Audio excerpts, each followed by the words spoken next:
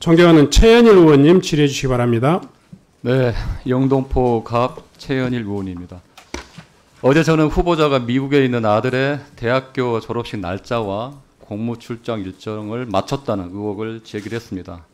이에 대해 후보자는 장남의 졸업식에 참석했다는 사실을 결국 인정했습니다. 이와 관련 질의를 시작하겠습니다. 추가로 접수된 제보가 있어서 짧게 몇 가지만 묻겠습니다. 2018년 5월 13일에 장남이 있는 퍼듀대학교 졸업식에 참석을 했죠. 그렇습니다. 네, 그렇죠. 당시 공무 출장 중이었고요. 예, 그때 3명이 같이 공무 출장을 갔었죠. 그렇습니다. 예, 그 당시 어떤 목적으로 갔었습니까? 공무 출장은? 그건 제가 아까 말씀드렸다시피 그건 정보의 소관 네, 알겠습니다. 차 같습니다. 출장은 뭐 시카고, 애틀랜타 그리고 어느 도시를 갔나요? 시카고, 애틀란타 그리고 중간에 5일인데 이틀에 있고 이틀 뒤에 있고 이렇게 가운데 네, 알겠습니다. 출장 휴식일이 하루 있습니다. 이거로 총 영사관도 방문했고 숙소는 영사관과 가까운 곳에 있었죠. 예. 근데 언론에 다음과 같이 해명했습니다. 뭐 매년 정기적으로 뭐 실시되는 정례 일정이고 뭐 인사청문회가 예정돼 있어서 5월에 갈 수가 없었대. 근데 제가 보면 이해가 안 되는 게 3월도 아니고 4월도 아니고 5월입니다. 그 당시 민감영청장 같은 건 6월 15일에 내정을 발표합니다. 언제 그 청장이 내정됐다는 걸 알았습니까? 내부적으로. 그때 내정된 거는 6월달에 실제 내정돼야 내정된다는 사실을. 그러면 언제 이거를 공무 일정을 짠 겁니까? 계획을? 그건 보통 한 달 전쯤 따니까 4월경부터 시작되는. 아드님 졸업식 일정이 언제 정도 후보님한테 알려졌죠? 근데 믿으실지 모르겠지만 제 아들하고 저하고 그렇게 막 정보를 계속해서 실시간으로 소통하고 이런 사이가 못 돼서, 예. 보시면 알겠지만 우리 아이들이 미국에서 10수년간 유학을 했는데, 제가 미국에 간 거는 딱 2번입니다. 그리고 집사람은 한 번도 가지 않았습니다. 예, 4월 중순에 예. 아드님 졸업식 일정이 아마 잡힌 걸로 알고 있고, 예. 아마 후보님 아마 그때쯤 해가지고 아마 일정이 급하게 아마 잡힌 것 같아요. 그런데 이제 이제 이해가 안 되는 거는 장남 졸업식이 5월 13일 일요일이었습니다. 그런데 그날 우리 이제 국적기로 출발해가지고 시카고로 해가지고 토요일 날 출발해서 시차가 있으니까 토요일 날 도착을 합니다. 그때 공무 일정 보통 월요일 날 시작을 하잖아요. 그렇습니다. 예. 월요일부터 금요일까지 하셨잖아요. 그러면 토요일 날 도착해서 그날 아마 이제 아드님을 만난 건지 아마 그 배우자는 같이 가지 않고요. 일요일 날 또 졸업식에 참석을 했습니다. 맞죠? 토요일, 일요일은 보통 제가 아까도 의원님 질의에 말씀드렸다시피 월요일부터 금요일까지 일을 해야 되는데 한 미국까지 14시간 정도의 비행 시간입니다. 이코노미 타고 14시간 정도 가야 돼서 가서 조금 쉬고 일을 하고 그리고 돌아오는 그런 일정입니다. 근데 일요일에 토요일에 공식 일정이 없는데 물론 그 부분은 뭐 말씀할 수 있는데 첫날 토요일에 도착해서 쉬고 그 다음날 일요일 날은 쉬고 나서 아들 졸업식에 가고 공무 출장이잖아요. 이게 흔하지 않는 경우잖아요. 그게 만약에 그 청장님이 같은 관내에 있는 뭐 간부가 그런 일정을 한다 그러면 용납을 하시겠습니까? 만약에 제가 같이 간 동료가 일요일 날 쉬는 날 개인적인 일정을 어디 가겠다 그러면 저는 갔다 오라고 이야기하겠습니다. 같은 해 12월 달에도 차남 졸업식에 갔었죠? 예. 그때도 혼자 갔었죠? 혼자 갔습니다. 그때는 사비로 가셨죠? 그건 제가 휴가를 내고 간 겁니다. 그러니까 왜 이번에는 사비로 안 가시고 왜 공무 일정으로 그건 공교롭게 이렇게 됐던 거고요. 제가 사실은 보시면 아시지만 집사람도 한 번도 가지 않았고 제가 그 전에도 한 번도 간 적이 없습니다. 사실은 갈 계획이 없었습니다. 없었는데 공교롭게 그날 졸업식이 이날 제가 가게 됐고 저희 아들이 쌍둥이인데 다른 집 쌍둥이는 어떤지 모르겠습니다만 저희 집 쌍둥이는 굉장히 경쟁심이. 그 당시 같이 갔던 그렇죠. 실무자 3명이 아마 그 당시 후보자께서 아들 결혼식에 간다는 걸 알고 있었나요? 인지를 했나요? 몰랐습니다. 왜 밝히지 않았나요? 굳이 제가 그 개인적인 그 일정을 직원들에게 알려줘야 할 이유가 없습니다. 거기에 시카고 공항에서 대학교 졸업식 장소까지 2시간 반 거리를 아마 개인적으로 차를 렌트해가지고 가셨잖아요. 그렇습니다. 그건 사비로 하셨잖아요. 그렇습니다. 비행기 항공료나 숙박료 같은 경우는 물론 이제 공무 수행이니까 그 부담은 없었겠네요. 그거에 대해서는 어떻게 생각하십니까? 그게 제가 아까도 말씀드렸지만 기본적인 일정이 출장을 하기 위한 일정이 주어지는데 국비가 지원되는 겁니다. 그런데 그 사이에 개인적인 일정을 전혀 소화하지 않아야 한다. 여기에 대해서는 제가 동의하기 그런데 어렵습니다. 좀 이해가 안 됩니다. 공직자 같은 경우는요. 오얏나무 아래에서 갓을 바꾸지 말라고 합니다. 만약 그때 일정에 아들이 일정이 있었으면 굳이 그 장소, 시카고, 아들이 있는 대학이 있는 그 지역으로 가고 거기서 만나고, 물론 아들이 졸업하는데 부모가 축하에 참석하는 건 그건 자연스러운 일이죠. 그런데 문제는 국민의 혈세가 투입된 공무 출장에 개인적 용무, 사적 용무를 썼다는 겁니다. 아주 심각한 겁니다. 이게 공직자로서 공과 사를 구별하지 못한 겁니다. 향후에 만약에 부하 직원이 이런 상황이 된다면 용납을 하실 겁니까? 안 됩니다. 예? 왜 그러냐면 그때 가는 비행기 항공료, 숙박료 수천만 원이잖아요. 물론 개인으로 따지면 뭐 그보다 적겠지만 변명해서는 안 됩니다. 이거는요.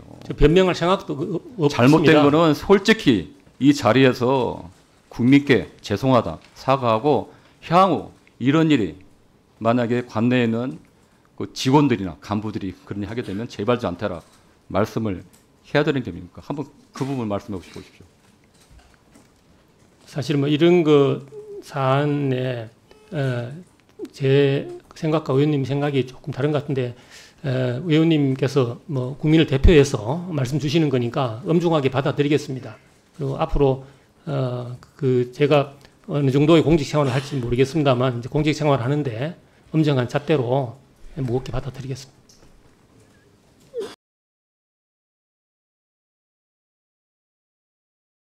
다음은 최현일 의원님 질의해 주시기 바랍니다. 네. 신문해 주시기 바랍니다. 네. 조병로 증인 증인 들어와 주십시오. 그 2023년 10월에 영등포 경찰서 마약 수사팀에 전화를 2번 했잖아요. 아닙니다. 한 번 했습니다. 한 번 했습니까? 네. 그 백경정과는 원래 개인적으로 아시는 관계인가요? 아니면 업무 연관성 있는 건가요? 그때 형사과에는 2번 했습니다. 수사 개장하고 그러니까 형사과는. 백경정하고는 어떻게? 딱 한 번 했습니다. 백경정과 모르는 관계입니다. 업무 연관성 있나요? 업무 연관성 없습니다. 왜 전화했나요? 인천공항 세관장이 국감 대비 차원에서 언론 브리핑 내용 중에 세관 직원 언급 여부를 확인해달라는 요청이 왔습니다. 고강효 관세청장이 대학교 선배신가요? 저는 모릅니다. 지금 대학교는 어디 나오셨어요? 지금 여기 증인. 저요? 예. 서울대 경제학과 나왔습니다. 고강효 관세청장이 서울대 경제학과 아닌가요? 그런 걸 알고 있는데 대학교 선배인 걸로 알고 있는데. 전 잘 모릅니다. 그 두 분과 통화를 했죠? 통화한 적 없습니다. 통화한 적 없어요? 네. 그러면 그 영등포 경찰서에 그 전화하기 전에 누구랑 상의를 하고 전화하신 겁니까? 혼자 그냥 판단해서 전화. 조금 전에 말씀했던 것처럼 인천공항 세관장이 네. 국감 대비를 위해서 언론 브리핑 내용 중에 세관 직원 언급 여부만을 확인해달라는 요청이 있었습니다. 그 그래서 증인이 전화한 게 외압이라고 생각하지는 않았어요? 그 당시 그 영등포 형사과장은 상세히 저에게 설명을 했고 제가 전화를 할 때에도 아니 경정에게 전화했을 때는 외압이라고 생각하지 않았어요? 본인은 외압이라고 아까 증인께서 백경정은 외압이라고 느꼈다고 일선서 형사과장과 서울청 생안부장의 관계는 인사권이나 업무 지휘권이 없는 관계입니다. 그리고 알겠습니다. 제가 증인은 김건희 라인 이정호 추천으로 대통령직 인수위에 파견된 걸로 알고 있는데 맞습니까? 2022년 3월 달에 인수위에 근무했죠? 잠깐 근무했었습니다. 잠깐 얼마나 근무했어요? 제가 한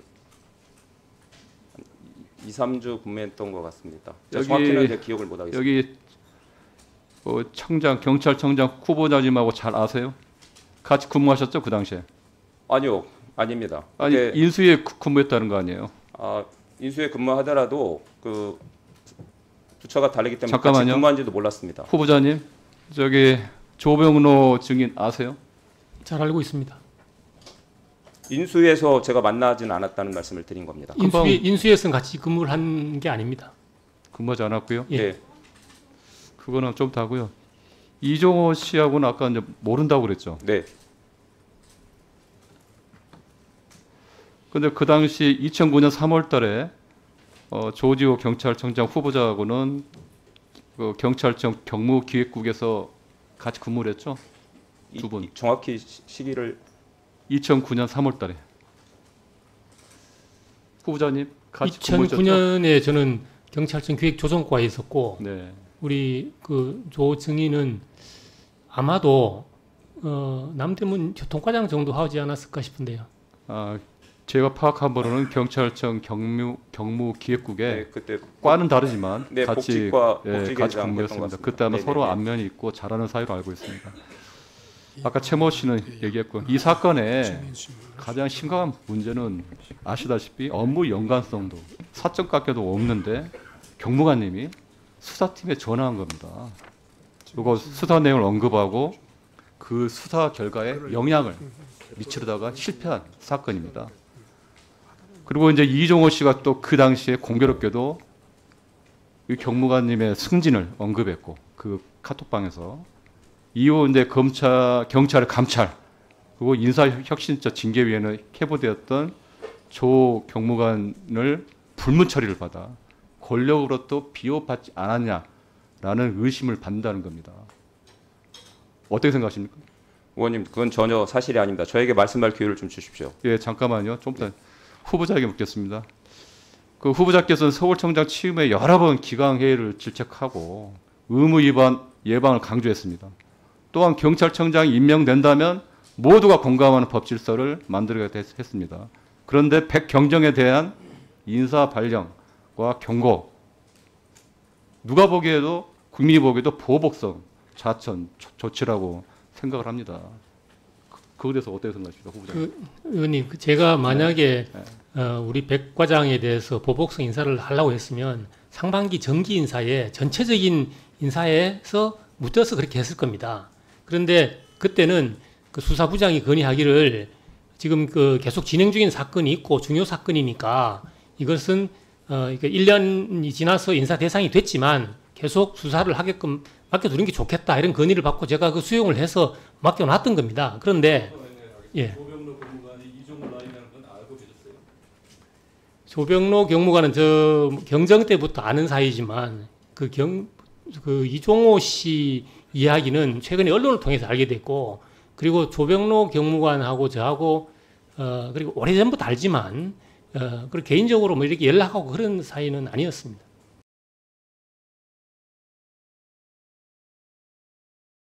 다음은 존경하는 최현일 의원님 질의해 주시기 바랍니다. 예, 후보자님 저 이태원 참사 당시에 경찰청 정보국장이셨죠? 예, 그렇습니다. 여기 이제 후보자 서면 답변에 보면 경찰의 일원으로서 사고를 미연에 방지하지 못한 부분에 대해서 안타깝게 생각한다. 요 의미가 어떤 의미인가요? 이게? 정말 너무나 안타까운 사고이기 때문에 그리고 사고이고 또 참사와 관련해서 김광호 당시 서울경찰청장을 비롯한 여러 명이 지금 재판을 받고 있는 상황에서 그 경찰 당시- 지휘부의 한 사람으로서 그 당시 정보 책임자, 정보국장으로서 책임을 인정한단 말입니까 이게?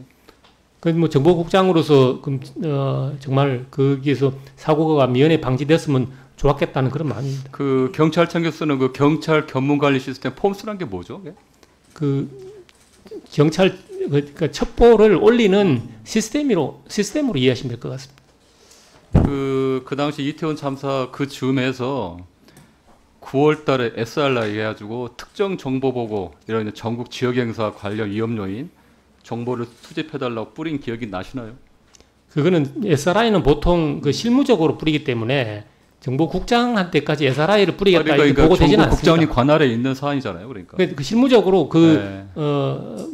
실무자들이 그냥 그 보내는 거고 그러니까 그 당시 보내겠다고 국장한테 보고되지는 않습니다. 네, 그 당시 코로나가 거리두기가 해제가 되고 인파 밀집이 예상되니까 그런 걸 취한 거 아닙니까? 네? 그 당시에 그러니까 보통 일선 경찰서와 시도 경찰청에서 폼스로 작성한 모든 정보는 이제 경찰청 정보국으로 취합이 되는 거 맞죠? 폼스에 들어가면 열람할 수 있도록 네. 되어 있습니다. 그럼 그 당시 그 박성민 전 서울청 정보부장 1심 판결문에 보면 용산서 정보과에서는 참사 발생 전 3일 전에 보고서를 2건 보냈다. 폼스에 업로드했다. 보고서 내용은 아시다시피 이태원 일대 특히 골목에 많은 인파가 몰려 위험하다는 내용이 들어갑니다. 이 내용 알고 계시나요? 이거는 그 보도를 통해서 알고 있습니다. 아니 정보국장이 모르시면 어떡해요? 이거는 제가 오전에도 말씀드렸지만 네. 요거는 어떤 정책적인 사안이라서 다른 기관에 통보를 한다든지 아니면은 아니 그러니까 경찰청 정보국장이란 게 정보국장님 모르실 수 있더라도 정보국 차원의 관할에 있는 거잖아요. 근데 이거는 정보 보고서 내용만 보면 서울청 차원에서 생산되고 조치가 끝나는 내용입니다. 그런데 일말의 책임이 있으신 거예요? 없으신 거예요? 그래? 그 책임이 있기 때문에 제가 그런 서면 질의에 그런 근데 답변을 그 드린 겁니다. 코로나 그 이태원 참사 이후에 또 영전하셨어요? 경찰청 차장으로 승진하시고 서울청장으로 정보국장 뭐 정보 책임자로서 어떤 그런 거에 대한 약간 좀 저는 이태원 참사를 겪으면서 정말 이 경찰이 다시는 이런 참사를 겪지 않도록 시스템적으로 준비하고 하는 것이 제 도리라고 생각합니다. 경찰청장 후보자로서 그 당시 이태원 참사 159명의 피해자 억울하게 돌아가신 분들 그리고 유족분들 같은 경우는 아직까지도 그 고통에서 헤어나지 못하고 있습니다. 그분들한테 진심 어린 그렇게 정보부 책임자로서 입장으로서 사과할 의미가 있으세요? 그 정보국장으로서의 책임은 제가 분명히 느낀다는 말씀을 드렸습니다. 근데 사실은 어떻게 보면 모든 정무적인 책임을 경찰청장께서 지고 경찰청장께서 유가족들을 위로하시고 한 그런 행위 속에 경찰의 어떤 전체적인 총의가 담겨 있는 겁니다. 네.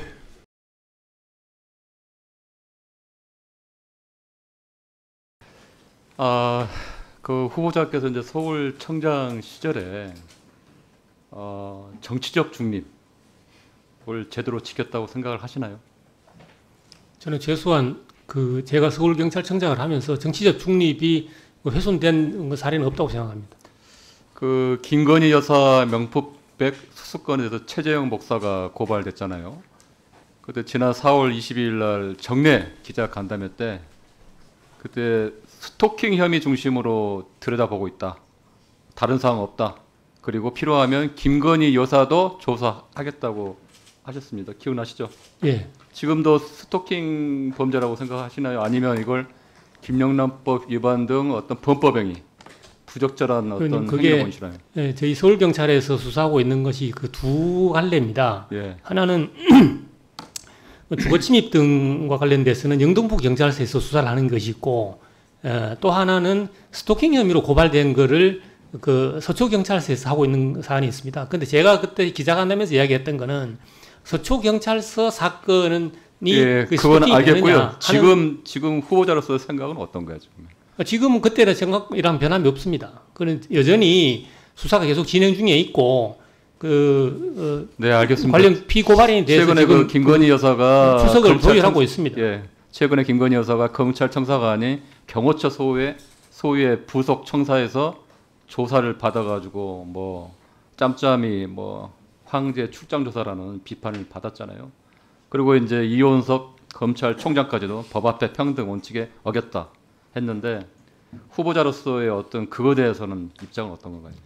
검찰에서 이러저러한 논란이 있는 거를 경찰의 서울경찰청장이 이야기하는 거는 좀 적절하지 않은 것 그 같습니다. 당시에 그 정례 기자간담회 때 필요하면 김건희 여사도 조사하겠다고 했는데 만약에 그 김건희 여사를 조사를 한다면 그 검찰에서 한 그 편향된 그 조사 방식에 대해서 바로잡을 생각은 있으신가요?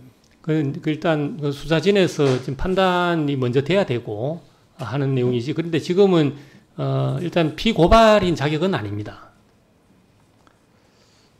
그 류일임 방심위원장 관련해 가지고 가족과 지인을 동원해서 민원을 접수했다는 청부 민원 의혹 알고 계시죠? 예. 서울청장 시절에 있었는데 그 당시에 방심위는 개인정보 유출 혐의로, 민주당은 위원장의 이해충돌 방지법 위반 혐의로 검찰 고발 조치를 했습니다. 그래서 검찰이 양천 경찰서로 이첩했습니다. 그런데 그 이후로 서울청에서 방심위 수사권은 광역 수사단, 반부패 공공범죄 수사를 넘기고 민주당이 고발한 거는 그냥 일선 경찰서, 양선 경찰서 했어요.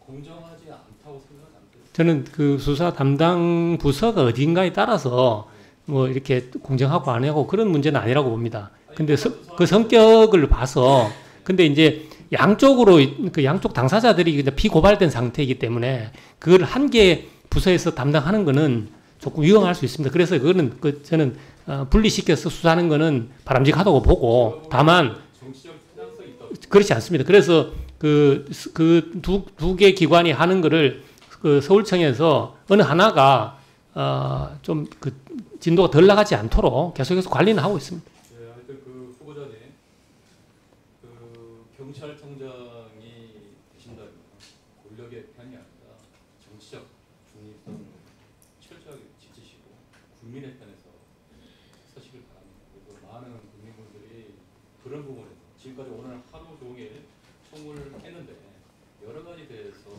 굉장히 비판적인 의견이 많습니다. 그래서 가장 중요한 거는 네, 정리해 주시죠. 정치적인 중립. 지금까지 서울청장 시절에 했던 그런 오해